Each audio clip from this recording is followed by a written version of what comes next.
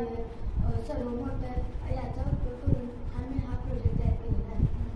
तरच आपण या प्रोजेक्टची वर्किंग पाहणार आहोत. त्यातील सर्व कंपोनंट कशा कशा प्रकारे वर्क करतात हे पाहणार आहोत.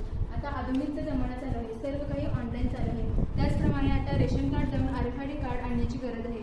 रेशन कार्डवरती जशी त्या कुटुंबाची माहिती असते, म्हणजे त्या कुटुंबामध्ये किती व्यक्ती राहतात, त्यांना महिन्याला किती धान्य मिळते, ती सेम इन्फॉर्मेशन आपण ऑनलाईन या RFID कार्डमध्ये भरणार.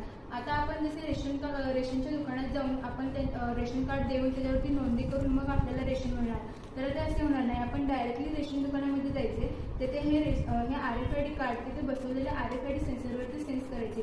त्या RFID सेन्सर सेन्स करून घेणार की तुम्हाला किती धान्य द्यायचं आहे. तो सर्व मोटरला कमांड पाठवणार आणि ते सर्व मोटर फिरणार आणि त्यांच्या कंटेनरमध्ये तेवढे धान्य पडणार, कमी पण नाही आणि जास्त पण नाही. फॉर एक्झाम्पल त्यांना 5 किलो धान्य मिळत असेल तर 5 किलो मिळणार आणि 10 किलो मिळत असेल तर 10 किलो मिळणार.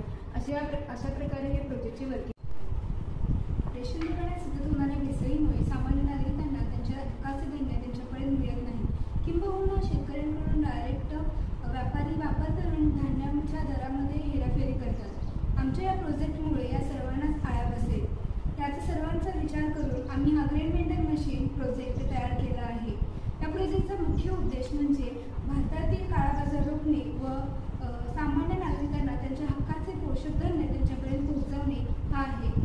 ग्रेन वेंडर मशीनमुळे अनेक फायदे होतात. त्याच्यामुळे फक्त धान्याची बचत होत नाही, तर भारतातील सर्वत्र काळा बाजार सुद्धा रोखला जाऊ शकतो. भारतातील इकॉनॉमीच्या दृष्टीने हा अत्यंत महत्त्वाचा प्रोजेक्ट ठरू शकतो. खूप छान. जेव्हा हे RFID कार्ड आपण RFID सेन्सरवरती स्किप करून बटन 1 प्रेस करू,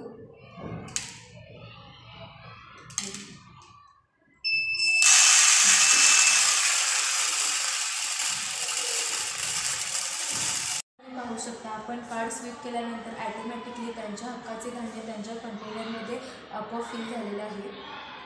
हा हेतू ठेवून आम्ही हा प्रोजेक्ट केला आहे व हा खरोखर उपयुक्त प्रोजेक्ट हा ठरलेला आहे.